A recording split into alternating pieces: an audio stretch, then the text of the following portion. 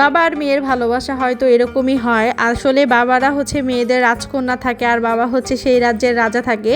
মেয়েরা যেটাই পছন্দ করে বাবারা সেটা করার ট্রাই করে, টাকা থাক বা না থাক বাবারা সবসময় ট্রাই করে মেয়েদের আশাগুলো পূরণ করার জন্য। আলহামদুলিল্লাহ আমিও হচ্ছে কোনো বাবার একটা রাজকন্যা। তো আমার মেয়ে হচ্ছে কেক খেতে খুবই পছন্দ করে আর কেক খাওয়া থেকে ও হচ্ছে কেক কাটাটা খুবই পছন্দ করে। এই জন্য গতকালকে বাবা মানে আমার হাজব্যান্ড মেয়ের বাবা হচ্ছে ওর জন্য কেক নিয়ে আসে। তো হচ্ছে আমার মেয়ে তো কেক দেখে খুশি যে ওর বাবা ওর জন্য কেক নিয়ে এসেছে আর ও হচ্ছে এখানে হ্যাপি বার্থডে করছিল। ওর অবশ্য বার্থডে ছিল না, তারপর ওর বাবা ওর জন্য কেক নিয়ে এসেছে, মেয়ে খুশি হবে এই জন্য। আসলে প্রত্যেকটা বাবা মাই হচ্ছে তার মেয়ে সন্তানকে খুবই আদর করে আর মেয়ে কীভাবে খুশি থাকে সেটাই চিন্তা করে।